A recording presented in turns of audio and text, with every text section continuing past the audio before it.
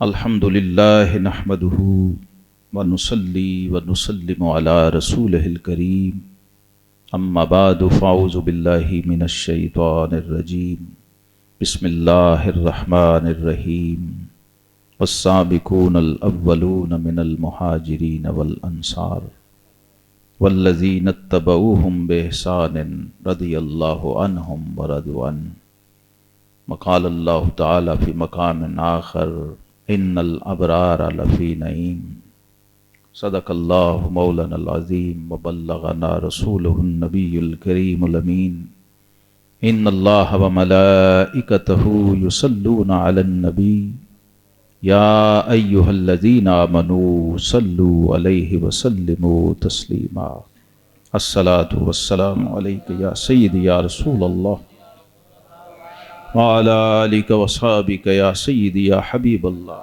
پڑھیے تاکہ ہم تازہ دم ہو جائیں نا سارے. الصلاۃ والسلام سیدی یا رسول اللہ وعلی آلک وصحابک یا سیدی یا حبیب اللہ. بلغ العلا بکمالہ کشف الدجا بجمالہ حسنت جمیع خصالہ صلو علیہ وآلہ ما مدحت محمدا بمقالتی ولکن مدحت مقالتی بمحمدی صلی اللہ علیہ وسلم.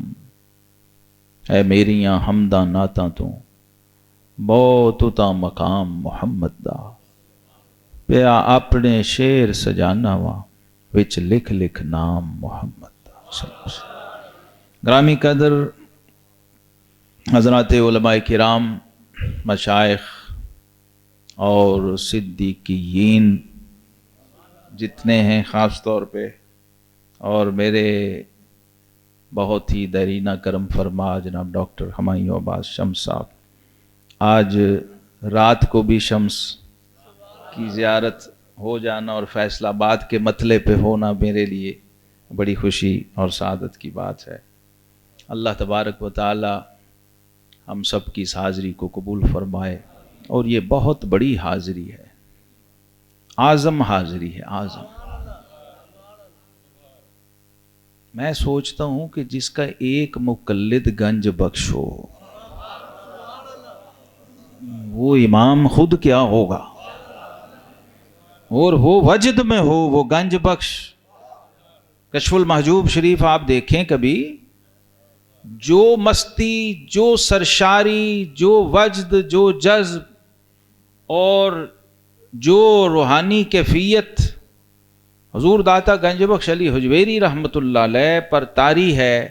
ذکر سیدنا امام اعظم ابو حنیفہ نعمان بن ثابت رضی اللہ تعالیٰ عنہ کو کرتے ہوئے شروع میں لکھا آپ نے امام امامہ پیشوائے سنیہ، اور پھر آگے اپنے احوال، کیفیات و مشاہدات بھی لکھے. بہت کم ہے یہ اسلوب کشف المحجوب میں. امام اعظم ابو حنیفہ رحمۃ اللہ کے حضور اپنی عقیدت کو ریکارڈ کروانے کے لیے داتا صاحب نے بڑے جتن کیے،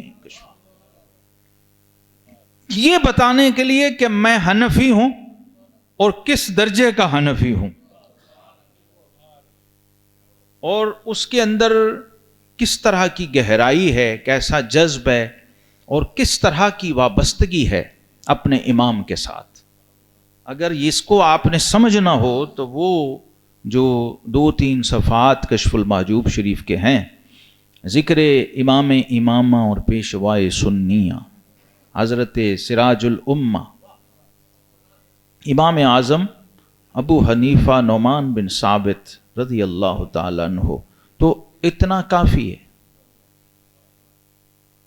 اس ٹریک پر چڑھنے کے لیے، وارم اپ کے لیے اتنا کافی. وہ بندے، اب مسئلہ یہ ہے کہ ہم لوگ کٹے ہوئے ہیں اور بیچ میں کئی بیریئرز ہیں. تو یہ فیصل آباد کی سرزمین پہ اسی مرکز علم کے حصے میں یہ علمی مجلس آنی تھی کہ حضرت سیدنا امام اعظم ابو حنیفہ رحمۃ اللہ تعالی علیہ کی یاد میں یہاں پر مجلس سجائی جائے. میرا مطالعہ اور میرا سروے یہ ہے کہ بر صغیر پاک و ہند میں صدیوں حضرت امام اعظم ابو حنیفہ کا عرس ہوتا رہا اور 1970 تک ہوتا رہا. پاکستان بن بھی گیا، ہند و پاک دونوں میں ہوتا تھا. ہمارے علاقے لاہور گوال منڈی کے قریب فوڈ سٹریٹ کے سامنے ایک مسجد ہے مئی لاڈو کے نام سے، جامع مسجد مئی لاڈو، یہ میں ہاسپٹل کے بالکل سامنے.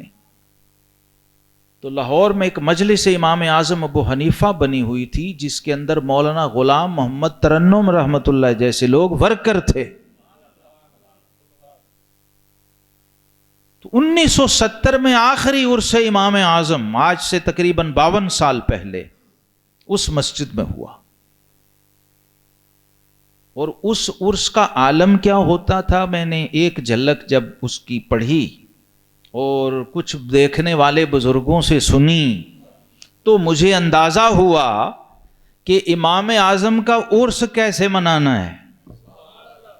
یہ جو ہم کر رہے ہیں نا، یہ وارم اپ ہے، یہ اس کی تمہید ہے. آپ سوچ لیجئے کہ اس عرس سے امام اعظم کی صدارت امیر ملت پیر سید جماعت علی شاہ محدث علی پوری کر رہے ہیں،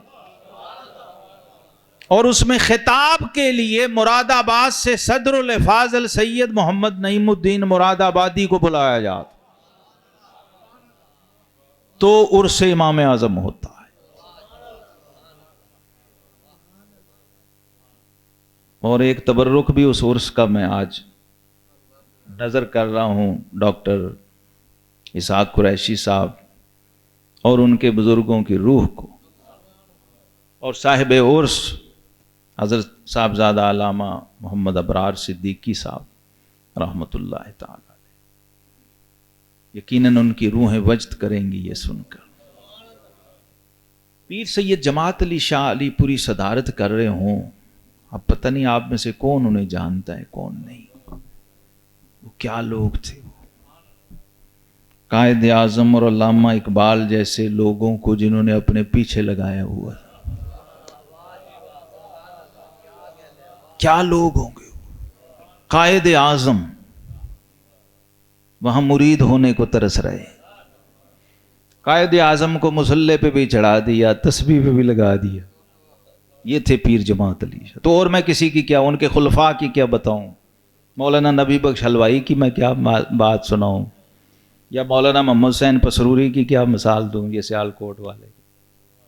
تو بڑے بڑے نابغے اور جید لوگ، تو ان کے جاروب کش تھے. لیکن یہ مثالیں میں اس لیے دے رہا ہوں کہ یہ لوگ جو داتا صاحب سے نیچے ٹھہرتے ہی نہیں، یہ بھی اس پیر کے حلقے میں عقیدت مندوں کی طرح بیٹھنے کو سعادت سمجھتے تھے، اور ان کے فالوور تھے، ان کے عقیدت مند تھے. پیر جماعت علی شاہ صاحب رحمۃ اللہ کی عمر 100 سال سے زیادہ تھی. جی 120 تقریباً، میں چونکہ حتمی بات نہیں کہی، 100 سے اوپر تھی اس وقت جب وہ صدارت فرما رہے تھے. وصال کے وقت 120 اگر تھی تو سبحان اللہ، آپ اندازہ کر لیں کہ پوری صدی بندہ ہتھیلی پہ اٹھا کے پھر رہا ہو، وہ کیا بابا ہوگا جی، جسے حجاز والے بھی ابو العرب کہتے ہوں، اور بحری جہاز لنگر کا بھر کے لے جاتا ہو یہاں سے مدینہ شریف پیش کرنے کے لیے. تو خیر، صدارت فرما رہے ہیں اور صدر الافاضل عرس سے امام اعظم میں خطاب کر رہے ہیں. اس عرس کا تبرک آج یہاں بٹھنے لگا. یہ امام اعظم کی کرامت نہیں تو اور کیا ہے. تو صدر الفاضل نے لوگوں سے کہا، لوگو ہمارا امام خیر القرون سے تعلق رکھتا ہے، ہم جس امام کے فالوور ہیں نہیں پتا ہوتا لوگوں کو. میرے محلے میں ایک نوجوان ینگ مین غیر مقلد گھرانے کا وہ بچہ تھا، تو میرے پاس بیٹھا ہوتا تھا، کئی سوال اعتراض لے کے آیا کرتا تھا. تو ایک دن ایسے ہی گفتگو میں اسی تقلید اور امام اور مقلد کے اجتہاد کے پوچھتا رہتا. تو ویسے میں نے گفتگو میں کہا کہ امام اعظم ابو حنیفہ تو تابعی ہیں، تابعین میں سے ہیں، تو وہ جیسے ششدر ہو گیا وہ نوجوان، اور حیرت سے اس نے مجھے پوچھا کہ آپ نے کیا کہا ہے؟ امام ابو حنیفہ تابعی ہیں؟ میں کیا ہاں جی۔ کہتے یہ تو ہمیں کسی نے کبھی بتایا ہی نہیں۔ مطلب تابعی پہ کیا بحث اور اعتراض ہو سکتا ہے، چاہے مسلک کوئی بھی ہو۔ جو سورہ فاتحہ میں انعمت علیہم کا مطلب جانتا ہے وہ تابعی پہ اعتراض نہیں کر سکتا، اس کا مسلک فرقہ کوئی بھی ہو۔ تو جب صدر الفاضل نے یہ تمہید باندھی کہ آقا کریم علیہ السلام نے فرمائے خیر القرون کرنی، اے لوگو تمام زبانوں سے بہترین زمانہ میرا ہے، ثم الذین یلونہم ثم الذین یلونہم، پھر جو اس سے ملا ہوا ہے، پھر جو اس سے ملا ہوا۔ دیکھیے ہمارا امام قرآن کی آیتوں کا مصداق اور احادیث صحیحہ کا مجسمہ اور تفسیر۔ تعارف اگر نہیں کرائیں گے صحیح تو پھر اعتراض ہوگا، اور اصل جگہ پہ نہیں جائیں گے تو خود ہی کمزور ہیں، دوسرے کو کیا منوائیں۔ تو انہوں نے کہا خیر القرون سے ہمارے امام کا تعلق ہے، جسے زبان رسالت کہہ دے یہ بہترین شخص ہے۔ کوئی کلمہ گو اس پہ اعتراض کر سکتا؟ جسے قرآن کہے انعمت علیہم، جسے قرآن کہے والذین اتبعوہم بإحسان رضی اللہ عنہم ورضوا عنہ،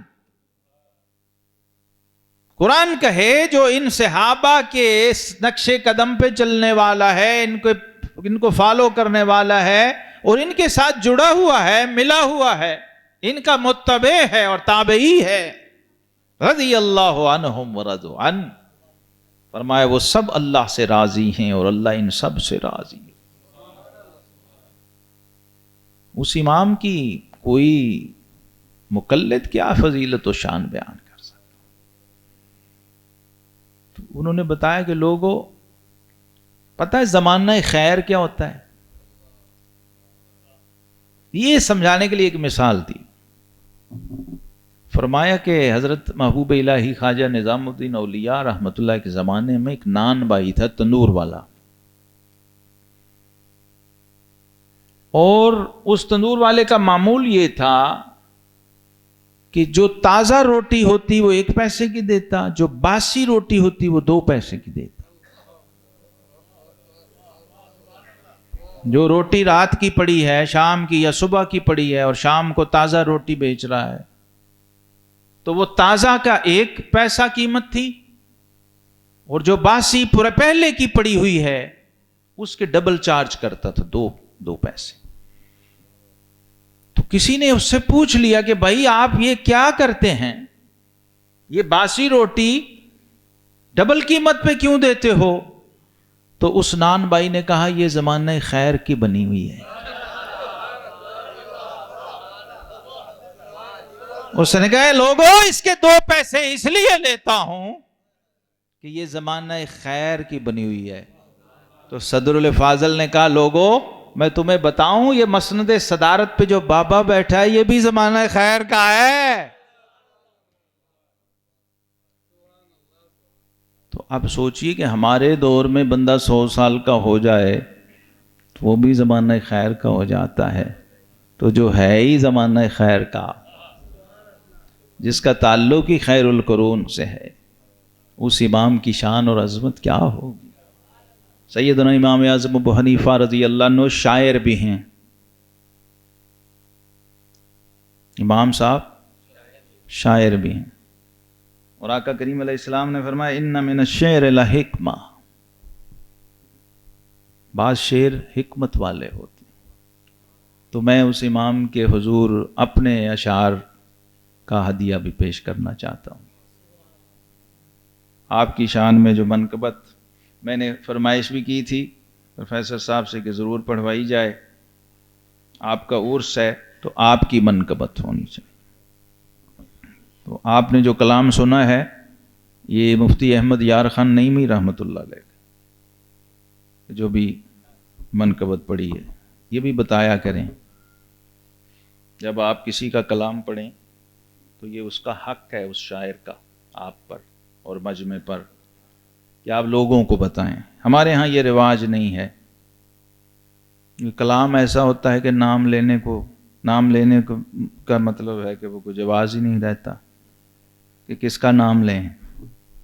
تو جب کلام ایسا ہو تو متکلم کا ضرور تعارف کرانا چاہیے، نام لینا چاہیے، تاکہ لوگوں کو پتہ لگے کہ جس کے منقبت خاں یہ ہیں وہ ممدوح کیسا ہوگا.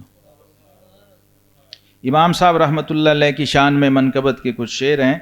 کی ہے بلند حق نے شان امام اعظم، کی ہے بلند حق نے شان امام اعظم، ہر ایک ولی ہے رتبہ دان امام اعظم، اور ابر کرم ہے ان کا ذکر لطیف و اطہر، ابر کرم ہے ان کا ذکر لطیف و اطہر، جود و سخا کا مظہر خان امام اعظم. احمد فضیل مالک حماد و ابن ادہم،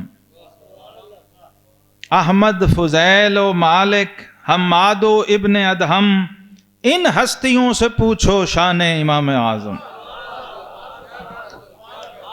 ہم نے کیا بیان کرنی شان امام اعظم؟ احمد فضیل مالک حماد و ابن ادہم، ان ہستیوں سے پوچھو شان امام اعظم.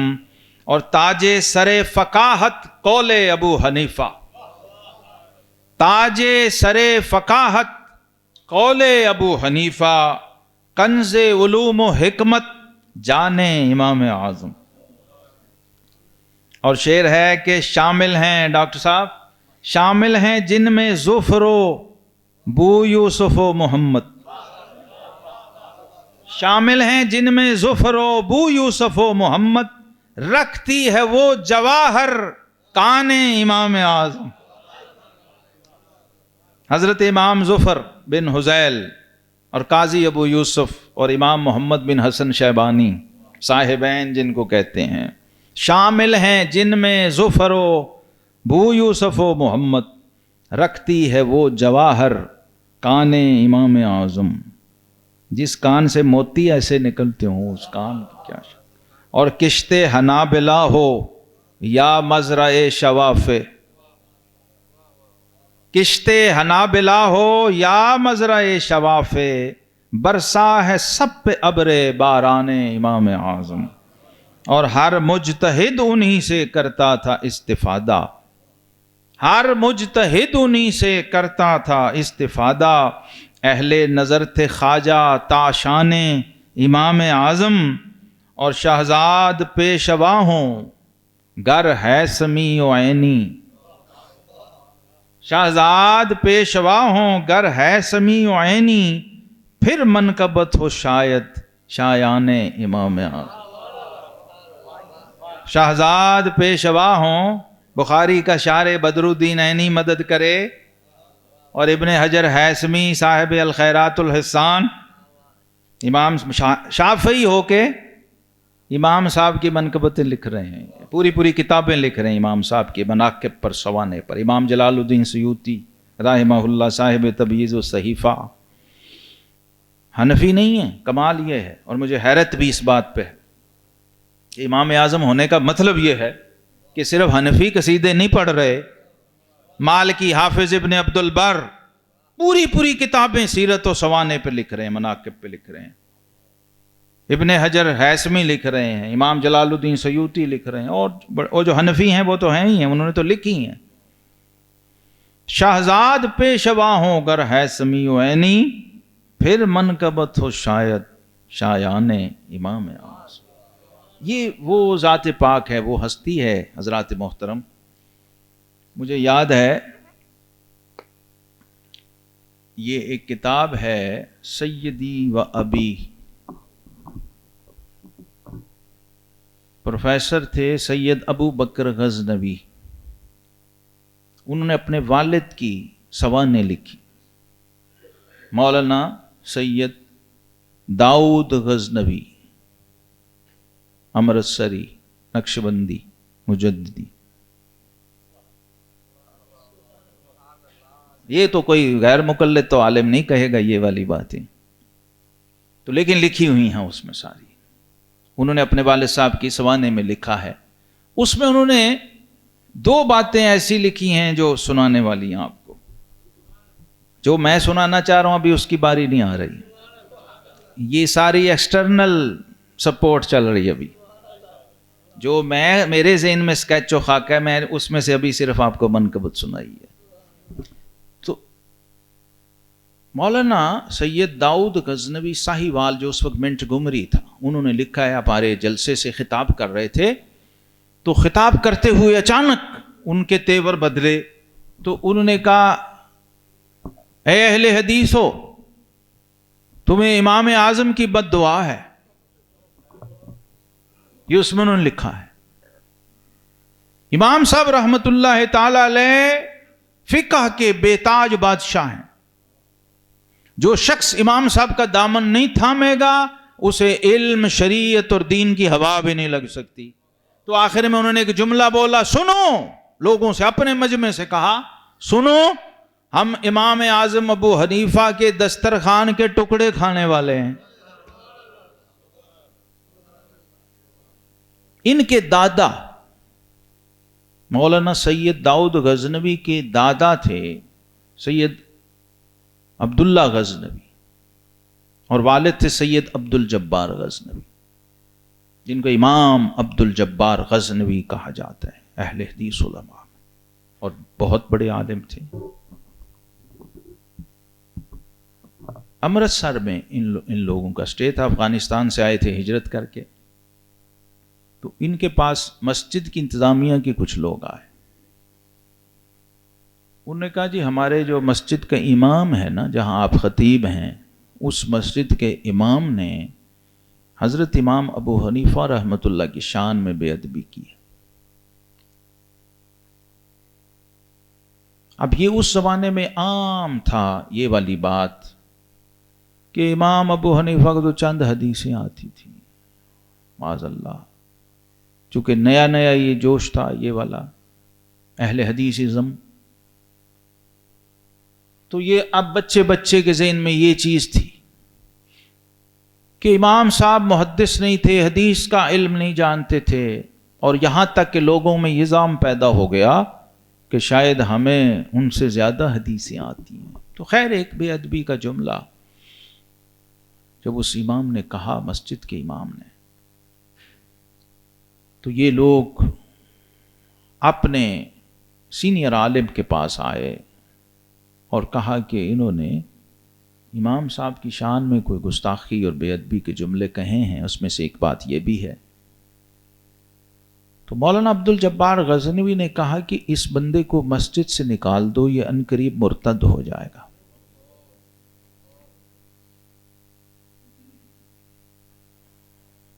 وہ کہتے ہیں کہ اتنے بڑے امام نے ہمارے کہا, لہٰذا ہم نے ان مولوی صاحب کو مسجد سے فارغ کر دیا. اور کچھ عرصے بعد اس زمانے میں بر صغیر پاک و ہند میں قادیانیت اور مرزائیت کی آندھی چل رہی تھی اور طوفان تھا. پتہ چلا کہ وہ شخص مرزائی ہو گیا. اب وہ چونکہ سب اہل حدیث میں ذہن کے لوگ تھے تو وہ سارے حیران ہو کے جب یہ بات پتہ تو اپنے عالم کے پاس مولانا عبد الجبار غزنوی کے پاس آئے اور کہنے لگے کہ حضرت آپ نے جو فرمایا تھا وہ تو ہو گیا ہے. ہمیں تو آپ بتاتے رہتے ہیں کہ علم غیب تو نبی پاک صلی اللہ علیہ وسلم کو بھی نہیں ہے. ہاں آپ نے جو بتایا وہ تو ہو گیا, آپ کو کیسے پتا چلا, آپ کے پاس یہ علم کیسے آیا؟ ان کا بھائی میں کوئی عالم الغیب نہیں, نہ علم غیب میرے پاس ہے, میں تو ایک حدیث کا طالب علم ہوں, تو میں امام اعظم ابو حنیفہ کو اللہ کا ولی مانتا ہوں. تو میں نے صحیح بخاری شریف میں یہ حدیث قدسی کے الفاظ پڑھے ہیں کہ من عاد لی ولیا فقد آذنتہ للحرب, جس نے میرے ولی کے ساتھ عداوت رکھی, بغض رکھا, بدتمیزی اور بے ادبی کی, تو میرا اس کے ساتھ اعلان جنگ ہے. تو ان کا میں تو اس حدیث کی روشنی میں کہا تھا کہ ہزار ہا ولی جس کے مقلد ہوں, جس ولی کے, تو اس کی شان میں بے ادبی کر رہا ہے تو پھر اس کا ایمان بچنا مشکل ہے. تو انہوں نے کہا جی آپ وہ تو ثابت ہو گیا، وہ بے ایمان ہو گیا، مرتد ہو گیا. یہ ہمارے امام کی کرامت ہے. آپ سوچئے، وہ کہتے ہیں الفضل ما شاہدت بہ الاعداء. فضیلت وہ نہیں ہوتی جسے صرف اپنے مانیں، عقیدت مند مانیں. فضیلت وہ ہے جسے غیر بھی مانے.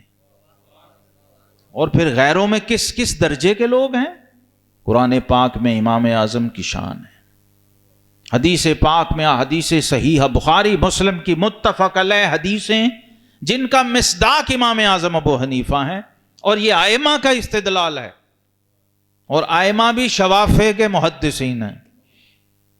صحیح بخاری میں امام بخاری رحمۃ اللہ علیہ، امام مسلم صحیح مسلم میں لائے فضائل الصحابہ، کتاب فضائل الصحابہ کے اندر، اور امام بخاری کتاب التفسیر میں لائے اس حدیث کو، جس کے 3 متن مروی ہیں. جس میں ایک موقع پر آقا کریم علیہ السلام نے سورہ جمعہ کی آیات جس وقت نازل ہوئی تو سورہ جمعہ کی تلاوت کی. تو ایک مقام پر اس کے آقا کریم علیہ السلام جب تلاوت کی تو ایک صاحب نے پوچھا کہ حضور یہ کون لوگ ہیں،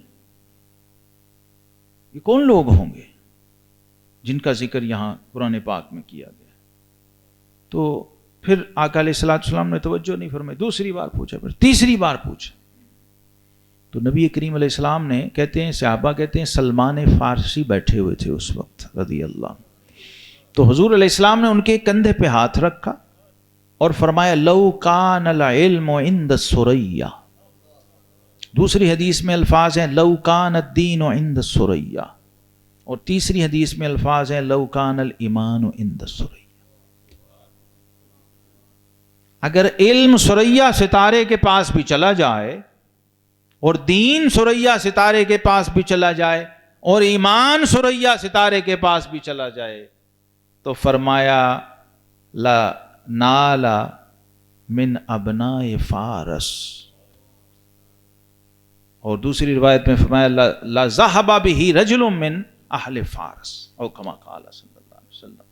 تو 7 سلمان فارسی کی طرف اشارہ کیا، ان کے کندھے پہ ہاتھ رکھا کہ اگر دین ثریا ستارے پہ چلا جائے، اگر علم ثریا ستارے پہ چلا جائے، اور اگر ایمان ثریا ستارے تک بھی چلا جائے، تو سلمان فارسی کی قوم سے ایک مرد خدا اسے وہاں سے بھی اتار لا ہے. اللہ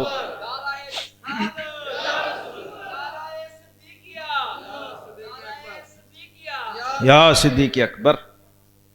شان امام اعظم، شان امام اعظم. امام اعظم ابو حنیفہ کی عظمت کے ڈنکے ثریا ستارے پہ بج رہے ہیں بھائی. اور کون فرما رہا ہے؟ سیدنا سلمان فارسی رضی اللہ تعالیٰ کی قوم سے تعلق ہے نا امام اعظم ابو حنیفہ کا. اور ائمہ محدثین جس میں شوافع اور حنابلہ موجود ہیں، وہ کہتے ہیں اس حدیث کا مصداق سوائے امام ابو حنیفہ کے ہمیں دوسرا کوئی نظر نہیں آتا.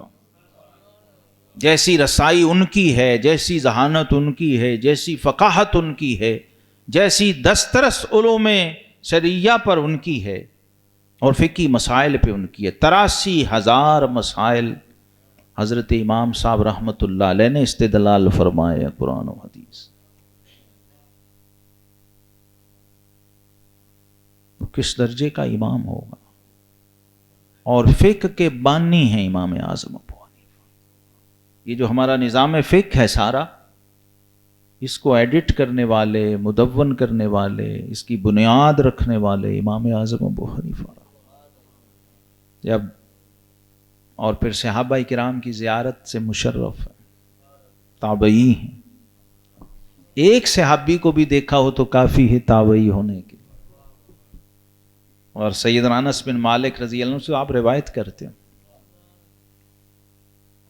تقریباً 8 صحابہ اکرام سے، تو آپ کی روایت حدیث ثابت ہے. رویت اور لقاء تو کئی صحابہ سے ہے. صحابہ اکرام کا دور پا کے، ان کی زیارت کر کے، اور ان سے علوم لے کے، اور پھر تابعین سے علوم لے کے 4000 شیوخ ہیں آپ کے. 4,000 اساتذہ امام اعظم ابو حنیفہ رحمۃ اللہ. ایک جگہ گیدرنگ تھی، شوافی اور احناف بیٹھے ہوئے تھے اور گفتگو کر رہے تھے کہ امام شافعی افضل ہیں، کوئی کہہ رہا تھا ابو حنیفہ افضل ہیں. بحث تھے اور دلائل دے رہے تھے اس پر.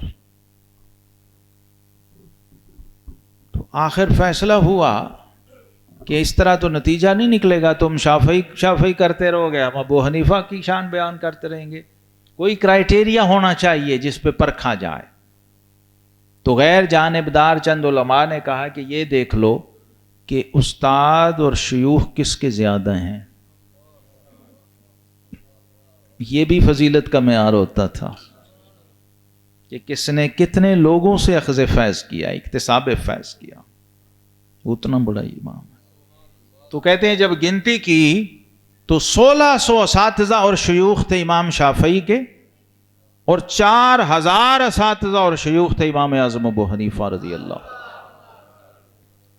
یہ امام صاحب جب پہلی بار مدینہ منورہ پہنچے کوفہ سے، تو مدینہ میں مسند بچھی ہوئی تھی امامت کی سیدنا امام مالک رحمت اللہ تعالی.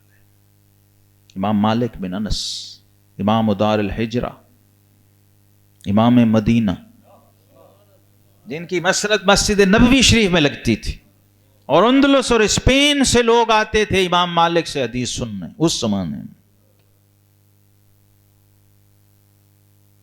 امام صاحب کی ولادت 80 ہجری اور وصال آپ کا 150. یہ دیکھ لیں، پہلی اور دوسری صدی ہجری ہے. کیا دور ہوگا، کیسا مبارک اور بابرکت دور ہو. خیر القرون اسی لیے کہا گیا. جب مدینہ شریف پہنچے تو امام مالک رحمت اللہ علیہ گلی میں جا رہے تھے. آمنا سامنا ہو گیا، تعارف نہیں تھا، پہلی ملاقات تھی. سلام کیا آپ نے. امام مالک نے پوچھا کہاں سے ہو. یہ اس وقت عام تھا جب پہلا تعارف سلام ہوتا تو لوگ پوچھتے آپ کون ہیں، کہاں سے آئے. پوچھا کہاں سے ہو، کہا کوفہ سے. اب کوفہ ابھی بھی آپ نے سنا ہے گفتگو میں، بڑا بدنام تھا کوفہ اس زمان.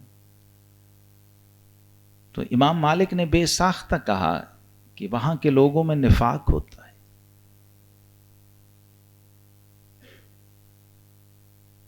امام اعظم ابو حنیفہ رضی اللہ عنہ نے کچھ نہیں کہا، صرف ایک آیت جواب میں پڑھی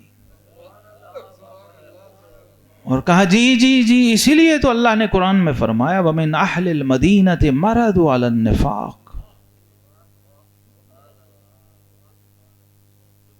اور یہ کہہ کر آپ گزر گئے تو امام صاحب وہیں ساکت ہو گئے. امام مالک مبہوت ہو گئے اور کچھ لمحے وہاں مبہوت کھڑے رہے. امام صاحب جا چکے تھے.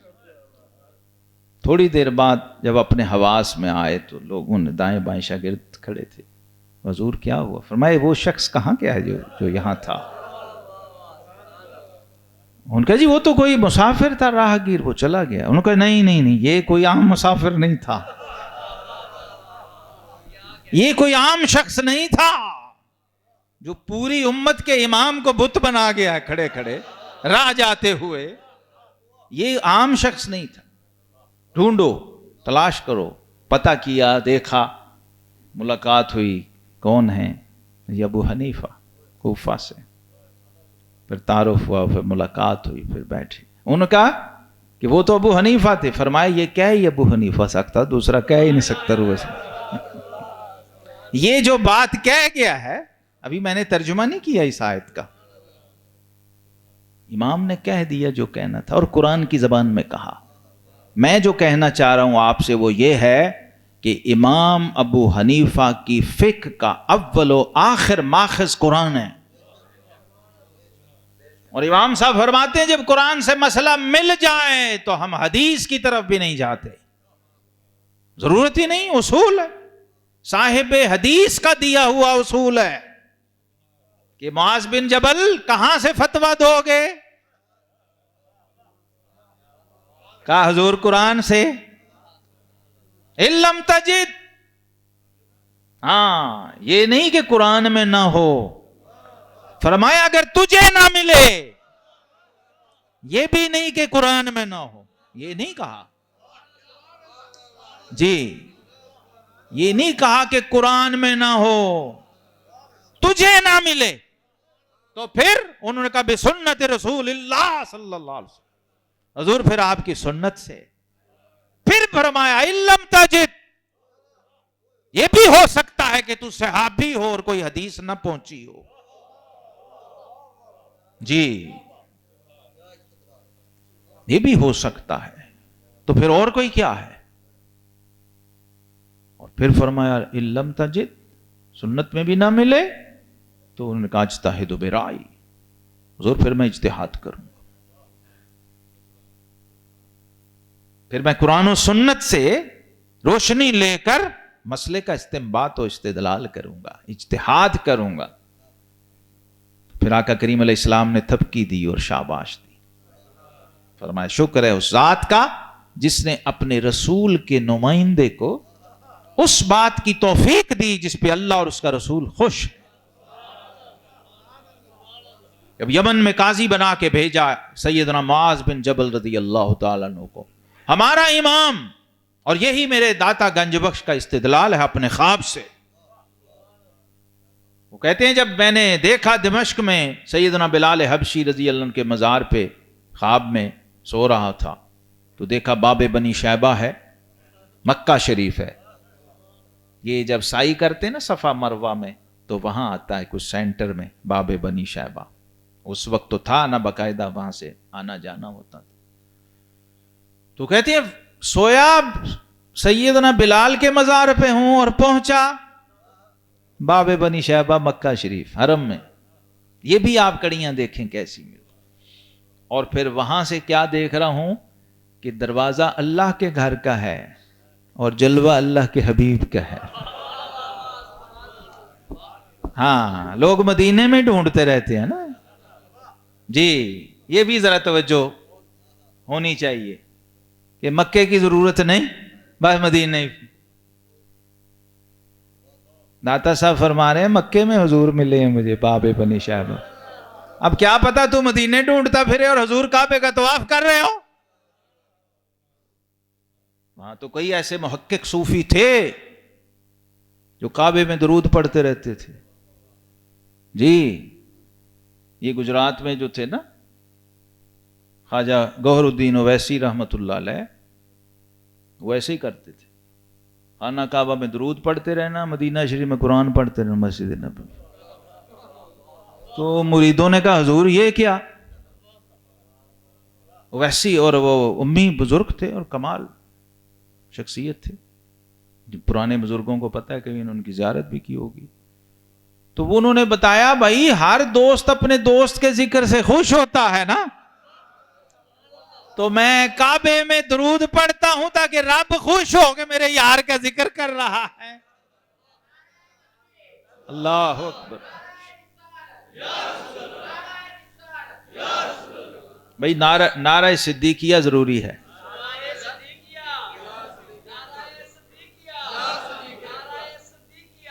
میں صرف اس نعرے کے لیے یہاں بیٹھا ہوں اور اس نسبت کی وجہ سے یہاں بیٹھا ہوں، پچھلی بار بھی آیا تھا اسی وجہ سے، آج بھی آیا ہوں اسی وجہ سے، اور میں کام آیا ہوں، صرف تقریر کرنے نہیں آیا، میں اپنی ڈیوٹی پہ آیا ہوں، اور ڈیوٹی کیا ہے کہ مدینے کا کچھ کام کرنا ہے سید۔ محدث اعظم کچھوچھوی کا شعر ہے یہ، محدث اعظم ہند سید محمد کچھوچھوی رحمت اللہ علیہ، وہ جب آنے لگے نا مدینہ سے، اب دیکھیے ہمارا کانسیپٹ مدینے کا کیا ہے اور ہمارے بزرگوں کا کیا۔ مواجہ شریف سے رخصت ہوئے تو کہا مدینے کا کچھ کام کرنا ہے سید، مدینے سے میں اس لیے جا رہا ہوں، اور جائیں گا تو کم کریں گے نا بھائی۔ اب ہر ویلا کہتا ادھر بیٹھ کے کھجوریں کھاتا رہوں، مجھے اور کیا چاہیے یار، راہ جاتے بھی اگلے پھینک جاتے ہیں سڑکوں پہ بھی، فٹ ویلا کھا لا یار۔ تو بھائی مدینے کی ڈیوٹی والا بلال دمشق میں لیٹا ہوا، اس سے بڑا بھی کوئی عاشق ہے؟ تو اس لیے حضور نے فرمایا کہ علی حجویری تو میرے غلام کے در پہ سویا ہے تو جلوہ میرا دیکھ۔ اور وہ بھی بیت اللہ کے دروازے پہ دیکھ، باب بنی شیبہ پہ، تو کہتے ہیں وہاں ایک بزرگ ہیں. اب یہ ڈیوٹیاں میں، یہ کڑیاں دیکھو کہاں مل رہی ہیں. جس نے مدینے کی ڈیوٹی کی ہے وہ زمان و مکان کی قید سے آزاد ہے. ہر ملک ملک ماس کے ملک خدا ماس. شیخ عبدالحق محدث دہلوی ڈیوٹی لگی نا کام پہ، مدینے سے لگی. خواجہ غریب نواز کی ڈیوٹی لگی کام کی، مدینے سے لگی. تو کام، داتا صاحب کی غزنی دمشق سے ڈیوٹی لگی. بیت الجن سے مرشد نے کہا ڈیوٹی از ڈیوٹی، کام کرو مدینے کا جا کے یار. یہ عشق رسول ہے. یہ جھنڈیاں، یہ دیگیں سال میں ایک آدھ بار کر کے اور پھر سو جانا، یہ میری سمجھ میں نہیں آیا یہ والا عشق. اور سارے جہان کو وقت ڈال دینا، ایک محفل کرنی ہے سال بعد. تو یہ بھائی یہ کچھ اور چیز ہے. آپ لوگ ایکسپریشن کو ہی آپ نے اصل گول سمجھ لیا ہے، ایم سمجھ لیا ہے. ایکسپریشن تو صرف ہوتا ہے دوسروں کو بتانے کے لیے کہ ہم کون ہیں. وہ آپ کا تعارف ہوتا ہے، وہ آپ کا مقصد نہیں. اب بندہ گھر میں واش روم بنا کے اس میں اینٹیں ٹائلیں بہترین لگا کے تو سارا دن رات اسی میں بیٹھا رہے منجا ڈا کے، یہ اس لیے تو نہیں بنائے. منگلہ ہی صحیح، جتنا بڑا مرضی صحیح، یا چھوٹی سی جھنگی صحیح، وہ کس مقصد کے لیے بیت الخلاء ہے؟ وہ ایک ضرورت ہے، وہ مقصد نہیں. پہلے تو گھروں میں ہوتے بھی نہیں تھے. تو ضرورت اور مقصد کا فرق سمجھیے. امام اعظم ابو حنیفہ کی کل زندگی کا یہ خلاصہ ہے. کیونکہ جسے فقاہت کا لنگر لینا ہے وہ امام ابو حنیفہ کے دسترخوان پہ آ جائے. اور آقا کریم علیہ السلام نے فرمایا اللہ جس کی بھلائی کا ارادہ کر لے، من یرید اللہ بہ خیرا یفقہہ فی الدین. اب بندہ رب سے بھلائیاں مانگ رہا ہے، اور ایک بندہ وہ ہے رب خود جس کی بھلائی چاہتا ہے اور ارادہ کر چکا ہے اس کی بھلائی کا، اور وہ آپ ٹیکسٹائل انڈسٹری کے مرکز میں بیٹھے ہوئے ہیں. جی ہاں، یہ ابو حنیفہ کے غلام کا مسئلہ نہیں ہے، یہ کسی اور کا مسئلہ ہے. ابو حنیفہ سے میں آپ کو بتا دیا پوری تاریخ. 1970 کے بعد دروازے بند ہو گئے. وہ بھی 2-4 جگہوں پہ ہوتا تھا کیونکہ تعلق نہیں رہا، شعور نہیں رہا، پتہ نہیں رہا کہ جس کے مرید داتا گنج بخش جیسے ہیں اس کے عرس کے بغیر داتا کا عرس تو ہونا ہی نہیں. میرا تو خیال یہ ہے کہ داتا صاحب کو عرس داتا صاحب قبول کرتے ہی نہیں ہیں. تو تم لگے رہو بھائی، جب میرے امام کا ہی عرس نہیں کرتے ہو. ہاں تو امام کا عرس صرف دیگیں پکانا نہیں ہے. امام ابو حنیفہ اپنے وقت کے سب سے بڑے ٹیکسٹائل انڈسٹری کے مالک ہیں. آپ کی کپڑے کی کئی ملیں تھیں، لوگوں کو نہیں پتا. امام ابو حنیفہ نے کل زندگی کبھی کسی سے 1 روپیہ نہیں لیا، ہدیہ بھی نہیں لیا. ہدیہ تحفہ نہیں ہوتا، لوگ لے جاتے ہیں، تحفہ بھی نہیں. انہوں نے کہا بھائی تو ہے میرے کو لے جا. ہاں، اور کوئی امام، کوئی عالم، کوئی مجتہد مفتی اس زمانے کا، کوئی امیر و غریب ایسا نہیں ہے، میرا چیلنج ہے، جس نے ابو حنیفہ کے دسترخوان سے 1-2 بار روٹی نہ کھائی. میں آپ کو اس کی صرف ایک آخر میں مثال دے کے میں ختم کرتا ہوں. جھلک صرف پیش کرنی آپ کو کہ ہم نے پورٹریٹ کیا کیا. کل زندگی امام صاحب کسی مسجد کے امام و خطیب نہیں رہے. مقامی لوکل مسجد میں جا کے اپنی نماز پڑھ کے آ جاتے تھے، تو ٹھیک ہے. اچھا یہاں یہ تصور ہے کہ عالم صاحب نے مسجد میں ہی خطیب لگنا ہے، کس بات پہ بھائی؟ امام کی اس طرح ٹیکسٹائل کیوں نہیں ہے تمہارے خطیب کی؟ اگر تم حنفی ہو. جی پڑھیں تو صحیح جا کے پہلے. یہ امام شاہ بھی 500 صحابہ کا شاگرد، تابعین کے امام. وہ بازار میں 21-22 سال کا نوجوان، ماتھے سے نور کی کرنیں ٹپک رہی ہیں، بزنس مین ہے، بڑا intelligent brilliant business man, young man, market میں اپنی مارکیٹنگ کر رہا ہے. تو امام شابی کی نظر پڑ گئی.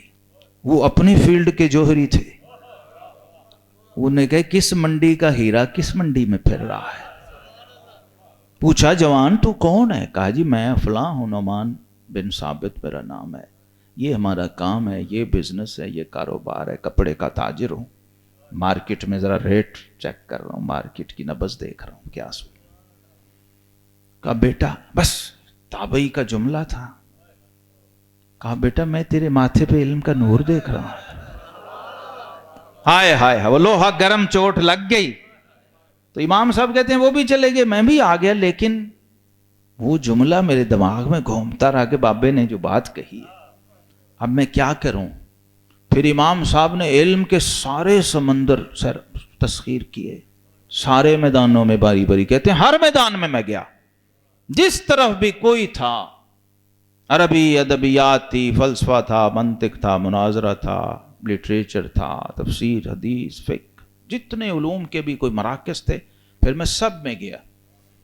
پھر صوفیوں، درویشوں، ولیوں کے پاس بھی، فضیل بن عیاض، ابراہیم ابن ادم، داؤد طائی، ہو کیسے کیسے نام، پورا ایک نظام ہے یہ بندہ، ہر بندہ ایک پورا سسٹم ہے۔ اور پھر سیدنا امام جعفر الصادق اور امام محمد الباقر، لولا السنتان لہلک النعمان، اتنا بڑا امام کہتا ہے اگر 2 سال نہ ہوتے، جو فضیل بن عیاض کے ساتھ 1 سال، لوگ اس کا پتہ نہیں کیا کیا مطلب بیان کرتے ہیں، یہ 2 سال 2 شخصیات سے متعلق ہیں، ایک فضیل بن عیاض کے ساتھ اور ایک امام جعفر الصادق، کہتے ہیں اگر یہ نہ ہوتے تو نعمان ہلاک ہو جاتا، کیونکہ جو اصل سودا تھا وہ ان کے پاس سے ملا۔ پھر بڑے بڑے اکابر اجلہ شیوخ سے بھی آپ نے استفادہ کیا، سیکھا، صحابہ سے فیض لیا اور روحانیت لی۔ صحابی کے فیض کی ایک جھلک یہ ہے کہ آقا کریم علیہ السلام نے فرمایا جس نے میرے صحابی کو صرف دیکھا، صرف دیکھنا اتنی بڑی کوالیفیکیشن ہے، فرمایا لا تمس النار مسلما رانی او رامن رانی، جس نے مجھے دیکھ لیا اس پر بھی جہنم حرام، اور جس نے میرے دیکھنے والے کو دیکھ لیا اس پر بھی جہنم حرام۔ آپ مجھے بتائیے یہ دیکھنا کیا چیز ہے؟ کچھ بھی نہیں، اور کچھ بھی اور نہیں فرمایا، صرف دیکھا۔ کہاں دیکھنا آتا ہے ہمیں؟ ان لوگوں کو آتا تھا تو بس دیکھنا کافی ہو گیا۔ امام صاحب رحمت اللہ تعالی علیہ اتنی بڑی جلیل القدر ہستی ہیں اپنی ذات میں کہ اعلی حضرت امام احمد رضا بریلوی رحمت اللہ علیہ نے لکھا ہے فتاوی رضویہ میں کہ امام ابو حنیفہ اور ان کے دونوں صاحبین یہ سرداران اہل کشف و مشاہدہ ہیں، یعنی صرف مفتی یا مجتہد یا کیلو کال کے لوگ نہیں ہیں۔ ان کی ولایت کا یہ عالم ہے کہ ایک جوان مسجد میں وضو کر رہا ہے تو اس کے وضو کا غسالہ دیکھ کے انہیں پتا ہے کہ اس میں کون کون سا گناہ بہہ کے جا رہا۔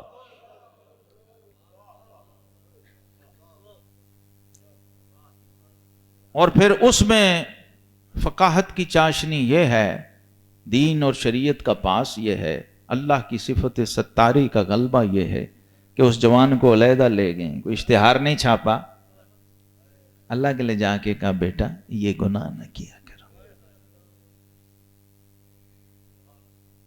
بس۔ اور یہ اس کی برکت ہوتی کہ کایا پلٹ ہو جاتی تھی۔ حضرت امام اعظم ابو حنیفہ رحمت اللہ علیہ، جو میں عرض کر رہا تھا کہ میں اس پہ جو بات کی میں نے، بہت بڑے تاجر، امیر کبیر شخصیت تھے، ایک ہی بیٹا تھا آپ کا، اپنے استاد کے نام پہ بیٹے کا نام رکھا، حماد بن نعمان۔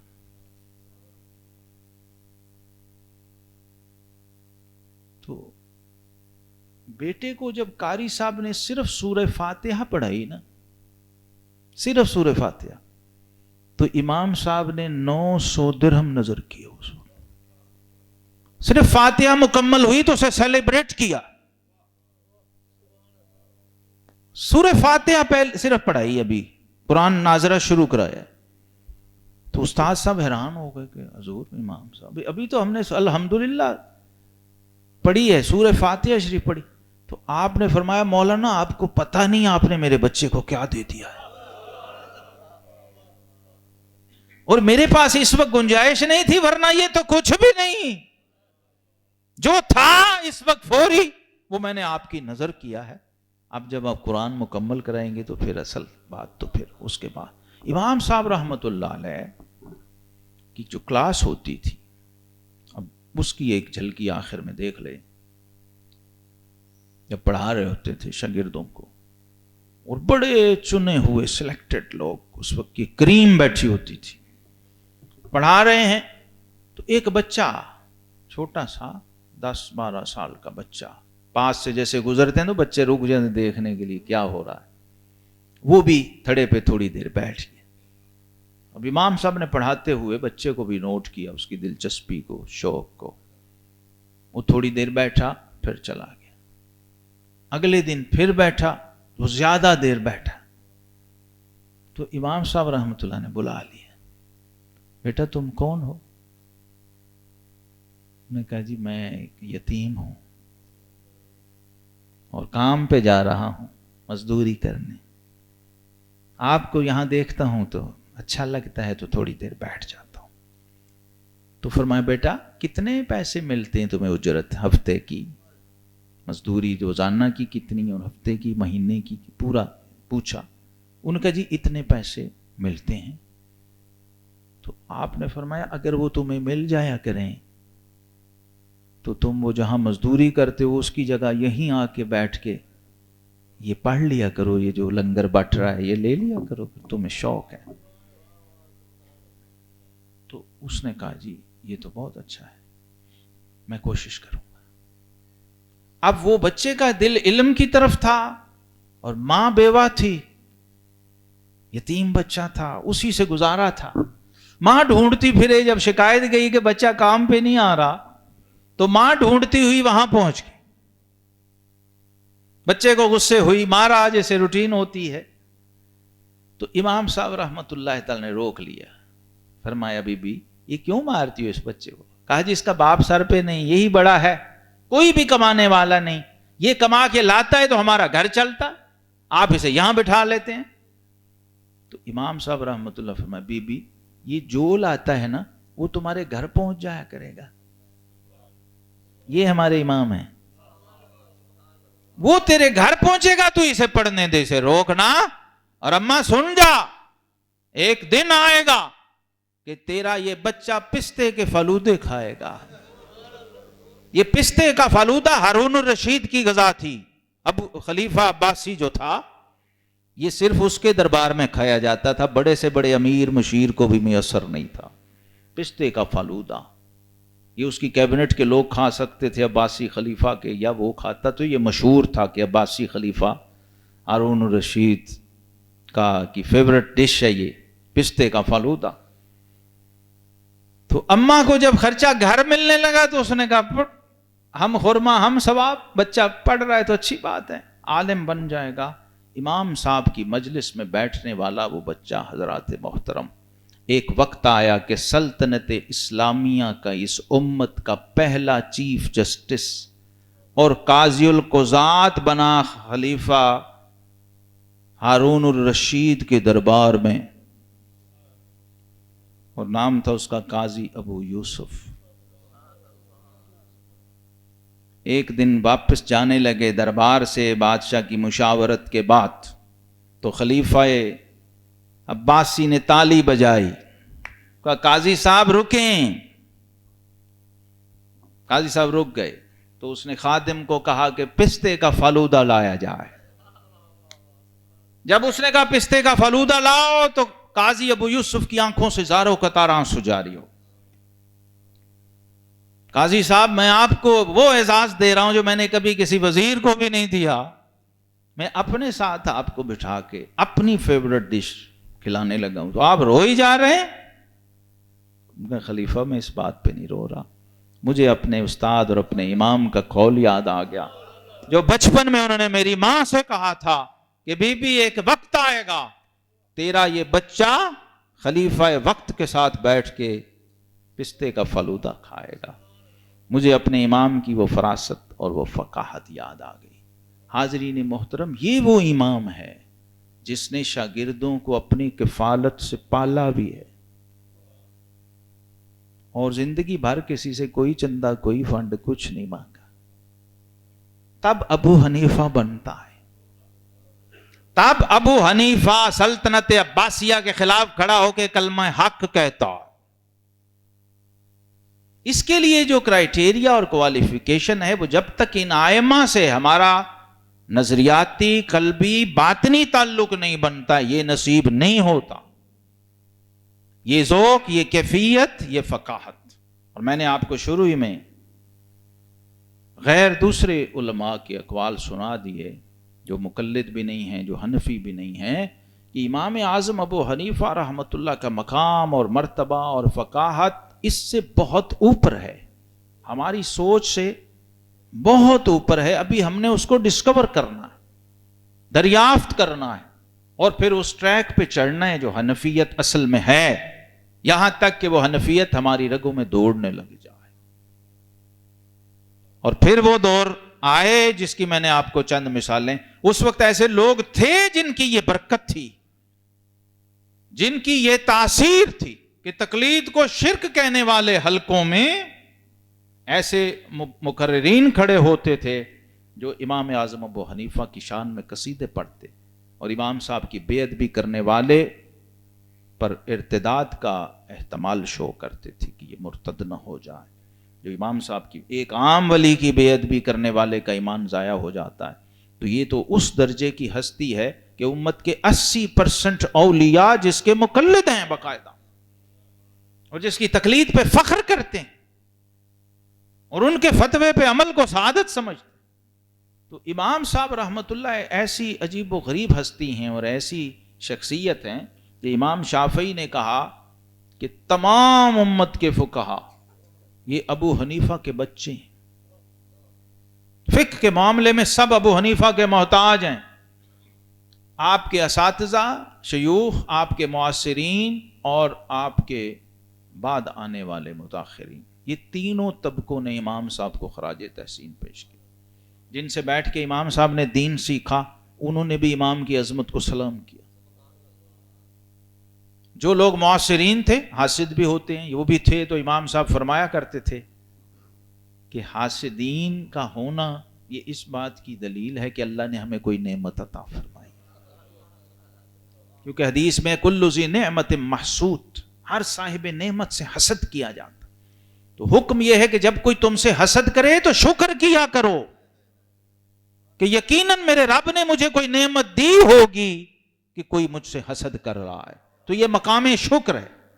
یہ وجہ ہے کہ شاہ ولی اللہ محدث دہلوی نے یہ جملہ لکھا ہے اور حد کر دی ہے، وہ کہتے ہیں کہ اللہ کو امام صاحب سے اتنا پیار ہے، بندہ دنیا سے بڑا غوث قطب بھی چلا جائے تو نامہ اعمال بند ہو جاتا، لیکن وہ کہتے ہیں کہ اللہ نے چاہا کہ ابو حنیفہ کا نامہ اعمال قیامت تک بھرتا رہے، اس لیے وفات کے بعد بھی ان کے اتنے مخالف اور حاسد پیدا کیے ہیں جو ان پہ تنقید کرتے رہیں اور ان کے درجات بلند ہوتے رہیں۔ اب وہ غیبت کرنے والے کی نیکیاں نکل کے جس کی غیبت کر رہا ہے اس کے نامہ اعمال میں جاتی ہیں نا، تو انہوں نے کہا اللہ کے ہاں آپ کی محبوبیت کا یہ عالم ہے، اور ہمارا امام وہ ہے حاضرین محترم 70 سال کی عمر ہے اور 55 حج کرتا ہے،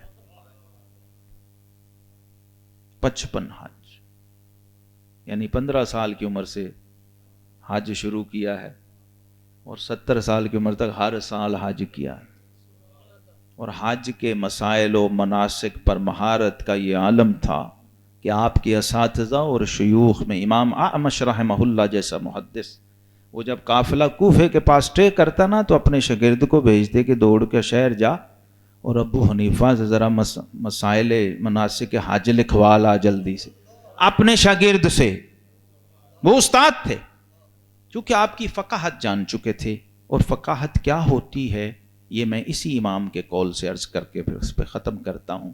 استاد نے، شیخ نے اپنے شاگرد کے شان میں اور کل امت کے فقہا کی شان میں جو محدث کا ٹریبیوٹ ہے، یہی اصل میں ہمارا مرکزی نقطہ ہے جس پہ ہم نے پہنچنا ہے اور جاننا ہے، اور آج اس کی ضرورت ہے۔ یہ امام صاحب کے استاد کا جملہ ہے، امام سلیمان الاعمش رحمہ اللہ، جن کی مجلس میں بیٹھنے والے شاگردوں میں ایک امام ابو حنیفہ ہوتے تھے. جب حدیث کی مجلس لگتی، حدیث پڑھاتے تھے، تو ایک بار مجلس لگی ہوئی تھی، آپ پڑھا رہے، جب فارغ ہوئے نا تو لوگوں نے سوال شروع کر دیے. شرعی مسئلہ کسی نے پوچھا، کسی نے پوچھا.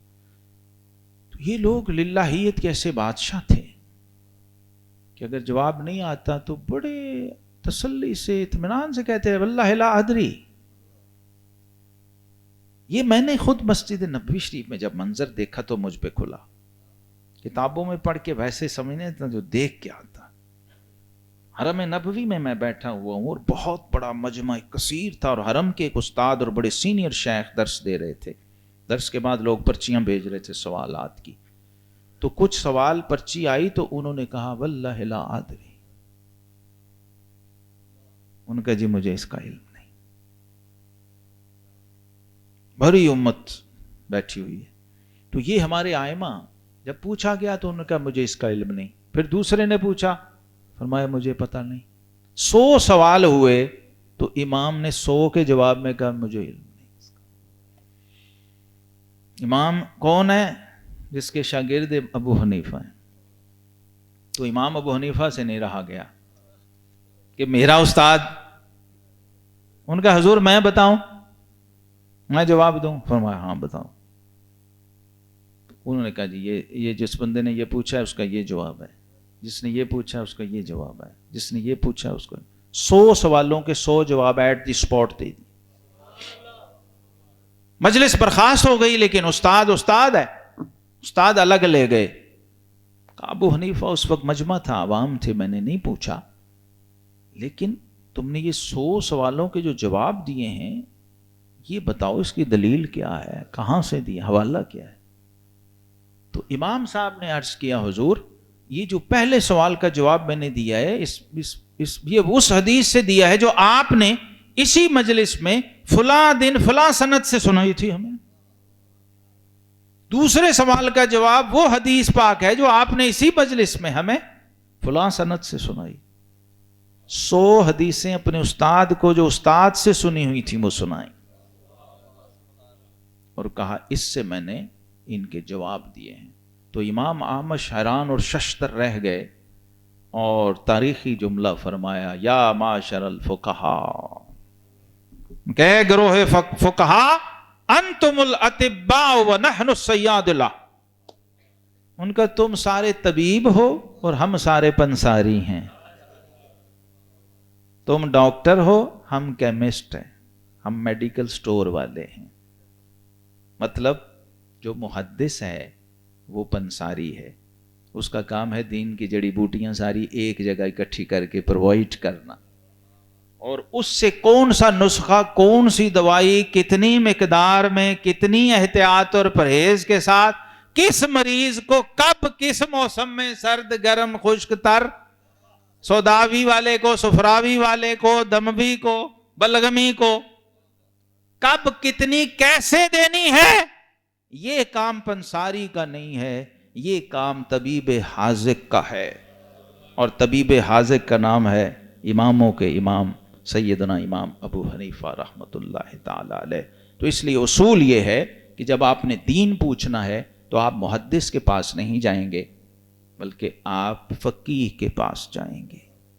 جب آپ نے شریعت کا علم پوچھنا ہے، دین کا علم پوچھنا ہے، مسئلہ شرعی پوچھنا ہے، تو آپ امام بخاری کے پاس نہیں جائیں گے، آپ امام ابو حنیفہ کے پاس جائیں گے. وآخر دعوانا الحمد